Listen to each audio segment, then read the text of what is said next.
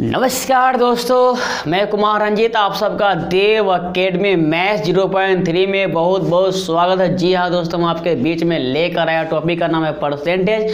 और आज हम परसेंटेज में पढ़ेंगे एग्जाम्स बेस्ड क्वेश्चंस किस प्रकार से पूछे जाते हैं और आप उसे देखते ही सॉल्व कैसे करेंगे।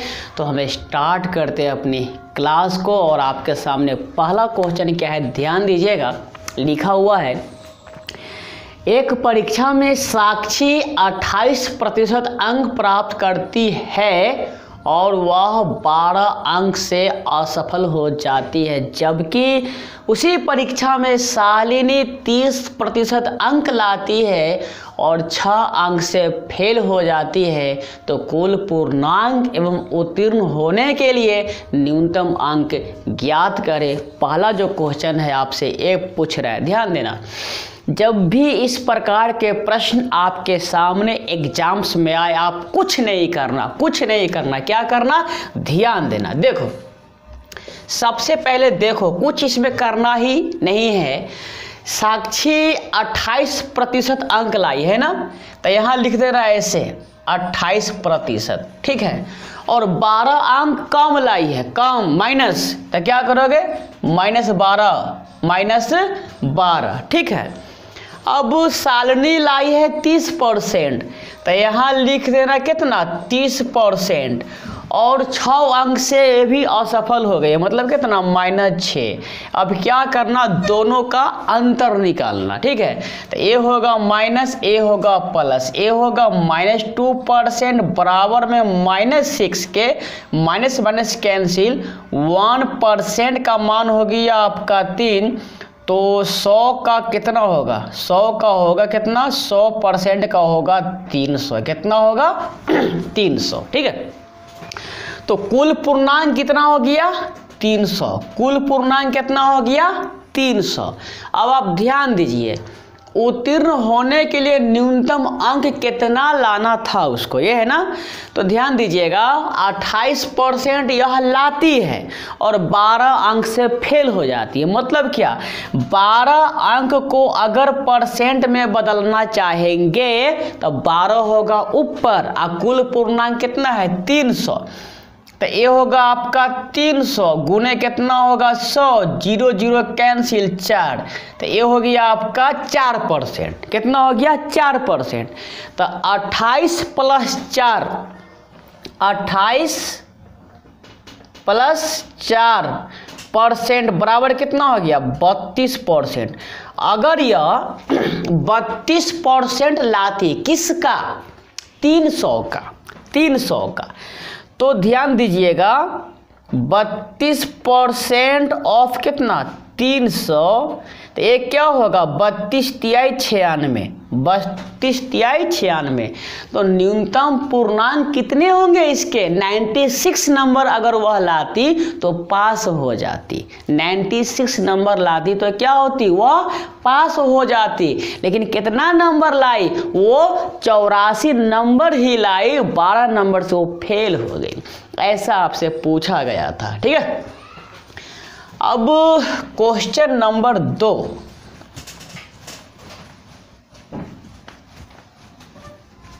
जी ध्यान दीजिएगा। सवाल नंबर 2 क्या है, लिखा हुआ ऐसा है, एक परीक्षा में शालिनी 32% अंक प्राप्त करती है। शालिनी लाती है कितना, क्वेश्चन नंबर है 2, और ये लाती है 32% और फेल हो जाती है 4 नंबर से। तो ये होगा -4।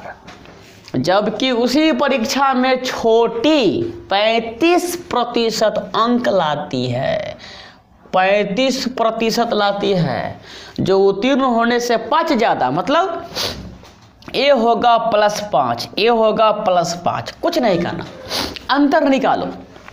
-3% बराबर में -9, माइनस माइनस कैंसिल, 1% बराबर होगा 3। 1% का मान हो गया 3। पूछ क्या रहा है? कुल पूर्णांक 100 का मान। तो इसको करो गुना 100 से, इसे भी करना पड़ेगा गुना किससे? 100 से। ये हो जाएगा आपका 100% और ये हो जाएगा आपका कितना? 300। और ये क्या होगा आपका आंसर? ये क्या हो जाएगा आपका आंसर? हो जाएगा, ये होगा आपका आंसर। ठीक है,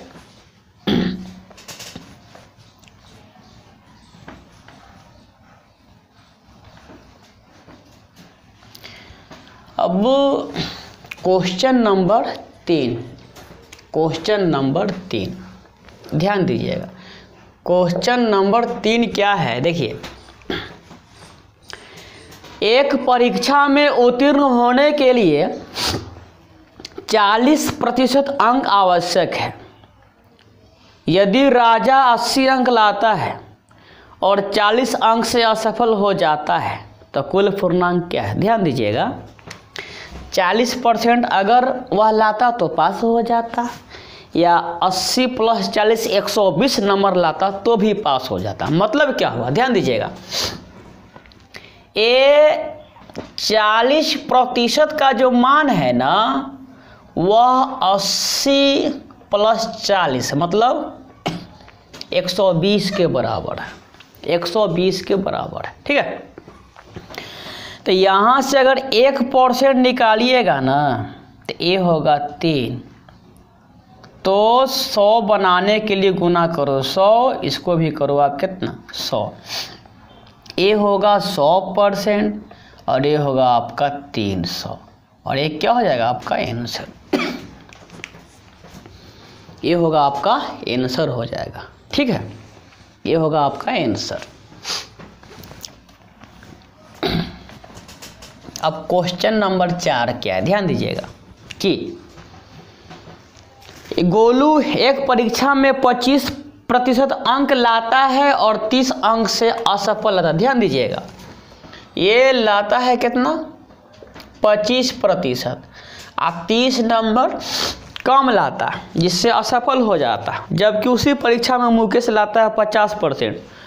तो ये है मुकेश कितना? 50%।